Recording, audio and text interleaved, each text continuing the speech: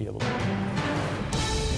We begin this morning with breaking news. A busy night for fire crews around the Treasure Valley. They responded to several grass and structure fires. Yeah, Kelsey McFarland is live in Nampa, where a fire has ripped through a home. This was near Lake Lowell. Kelsey, what's the latest? Well, Brian, Kelsey, you can see behind me, Nampa fire still mopping up behind me. They're taking a look at the roof that has now collapsed. And they say the entire thing was engulfed when they arrived on scene, taking them about 30 minutes to completely put out those flames and contain them. Now, luckily, the two living inside did get out okay, but they say that the home is a total loss. Nampa Fire says the fire started in the attic, causing the roof to collapse. There's also heavy water damage inside. The cause is not confirmed at this time, but they're taking a look at fireworks. Lots of Roman candles and other illegal aerial fireworks were found in that area. We do have reports that there were fireworks in the area. We're investigating. We're leaving the investigation open, but pretty much all of the information that we're getting from neighbors as a source is that's a potential cause at this time. Now, the homeowners tell me they were not using fireworks tonight, but they were hearing fireworks go off for several hours before their roof caught fire. Now, fire crews have been periodically bringing out some of their belongings that have been salvaged throughout the evening, and they say that they do have insurance, but their entire home and their cars inside are both now gone. Live in Nampa, Kelsey McFarland, KBOI 2 News. Sad story. All right, thank you, Kelsey, for that live report this morning. Also new overnight, Boise and Meridian crews responded to a house fire in West Boise. It happened on Winthrop Court. This is off Cloverdale. Crews say they saw flames coming out of the roof upon arrival. One person did have minor burns to his feet, but nobody was taken to the hospital. Firefighters say they had been on firework-related calls all night. Yeah, it's been busy. A lot of fireworks. We could hear them. We went on several calls with fireworks and other associated medical calls. It's a good chance it could be fireworks, but at this time we don't know. It's under investigation. Fire crews could not say how much damage was done to this home. And Boise fire crews say a family is displaced after a roof fire. This one happened on Burlington Drive off of McMillan. Crews say the homeowner woke up when he smelled smoke and came out to find his roof on fire. Investigators are still working to determine a cause, but say this fire could also have been caused by fireworks. If this was in fact fireworks related, this probably wasn't a safe and sane firework. And then with the pine needles and a shake roof, it makes it a little bit easier for those things to start and get ahead of us. The Burnout Fund is helping this family displaced by that fire. And fire crews around the Treasure Valley responded to several small grass fires overnight. This one happened near Chinden and Cloverdale. Crews had to close roads in the area so they could better attack the blaze. The fire is now under control.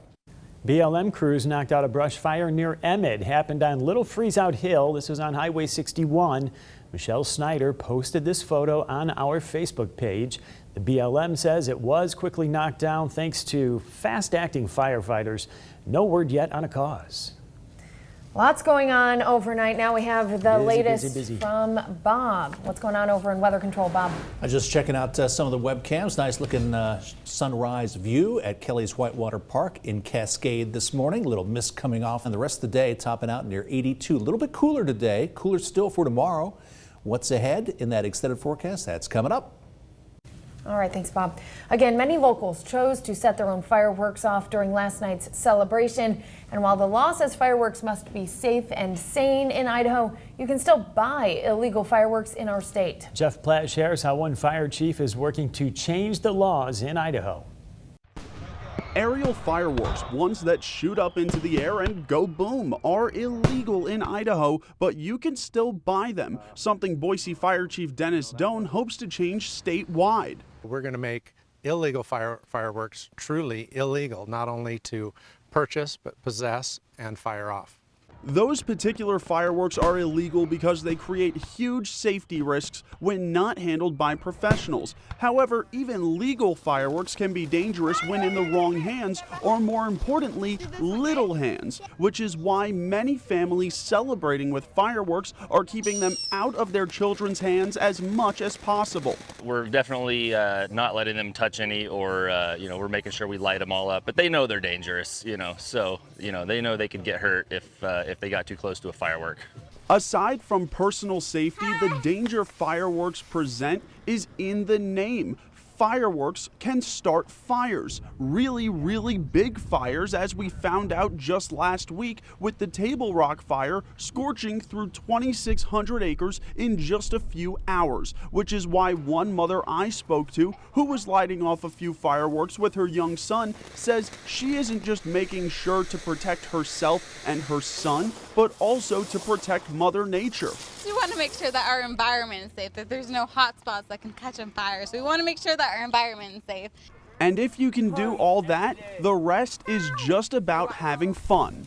Jeff Platt, KBOI 2 News.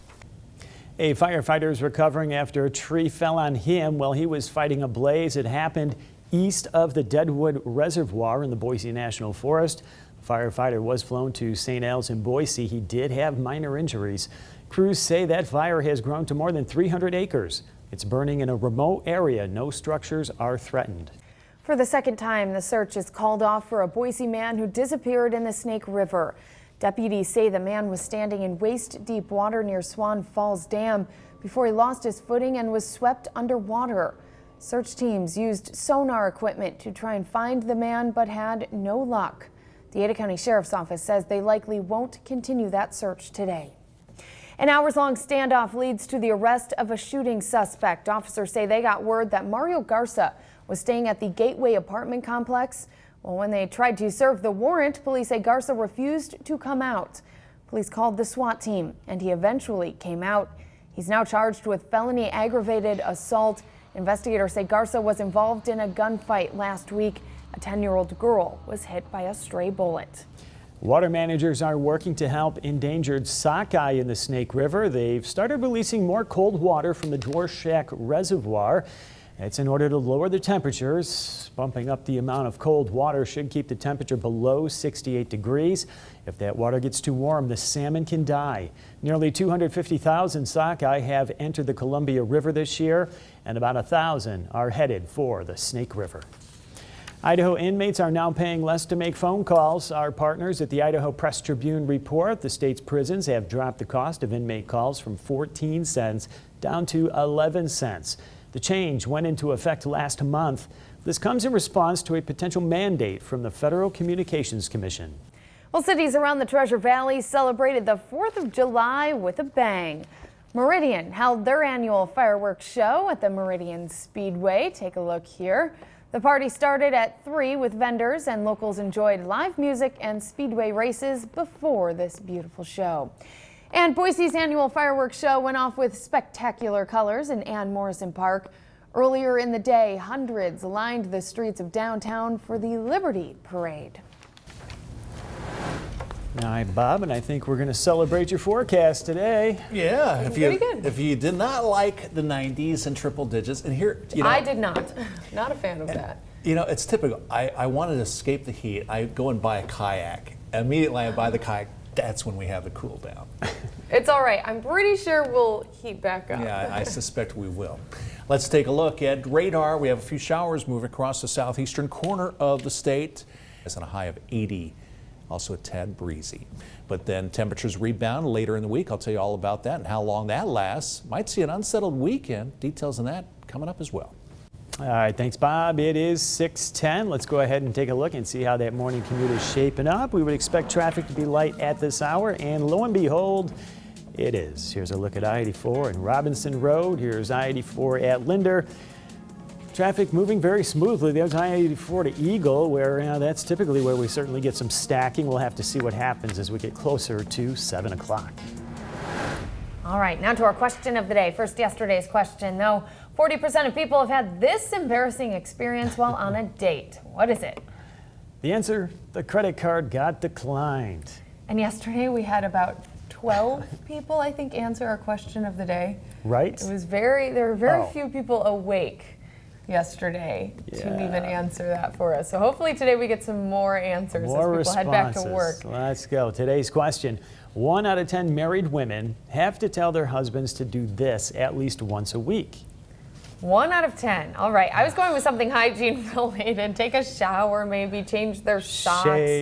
Shave is a good one. Someone else said put the clothes in the laundry basket. That's a good one. All right. Take out the trash. Frank, water the lawn. Oh, that's a good one. It's a good one. All right. Well, if you think you know the answer, you can share those guesses on our Facebook page or Twitter. We'll read some of them throughout the morning and give you that answer in about 45 minutes. Coming up on KBOI 2 News, NASA's latest mission makes history, the billion-mile journey to the solar system's largest planet.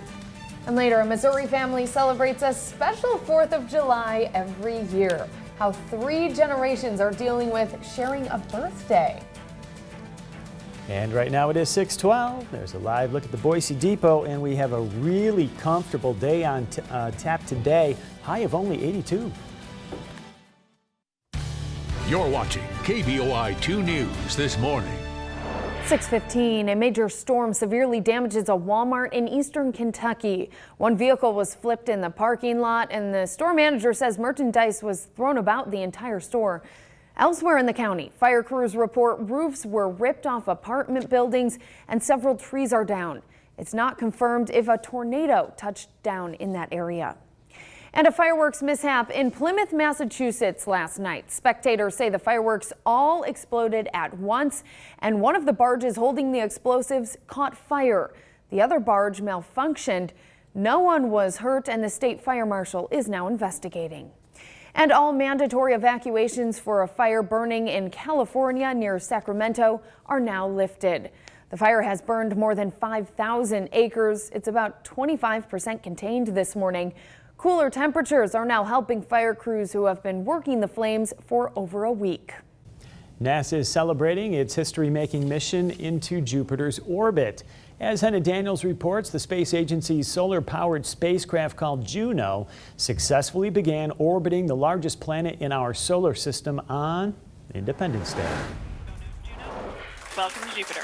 NASA scientists cheered and gave each other high fives as they declared mission Juno accomplished. We prepared a contingency communications procedure, and guess what? We don't need that anymore. The spinning solar-powered spacecraft successfully entered Jupiter's orbit shortly before midnight after completing a 35-minute engine burn. The high-stakes maneuver allowed Juno, roughly the size of a basketball court, to slow itself down significantly and hit a target just a few miles wide. A mission of this complexity to accomplish tonight is just truly amazing. To actually have it, to know that we can all go to bed tonight, not worrying about what's going to happen tomorrow, it's pretty awesome. And liftoff of the Atlas V with Juno on a trek to Jupiter. NASA designed the spacecraft to withstand the intense radiation belts and a ring of debris surrounding the planet. As Juno's journey unfolded, it already began capturing images of Jupiter and its moons. Over the next 20 months, scientists hope to learn more about the planet's composition and uncover new clues about how our solar system began. Hannah Daniels, CBS News.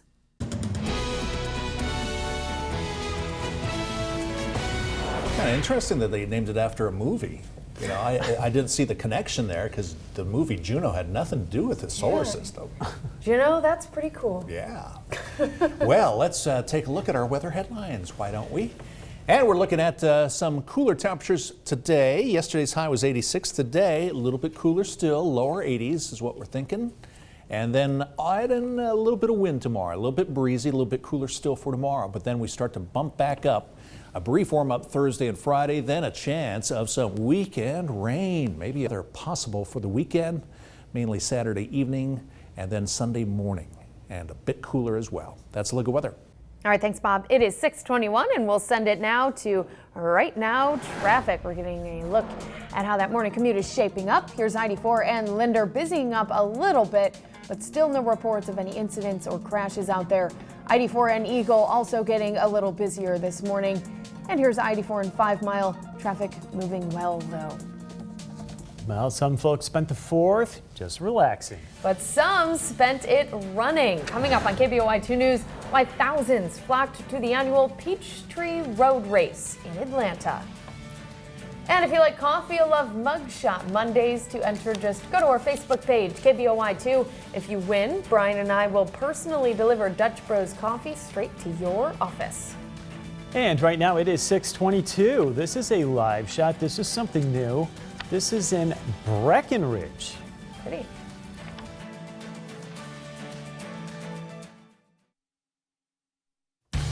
You're watching KBOI 2 News this morning. Welcome back. It is 6:24. More than 60,000 runners took part in the Peachtree Road Race in Atlanta yesterday. It's the largest 10K in the world. Daniel Wilkerson shows us the excitement for the runners as well as those watching the race.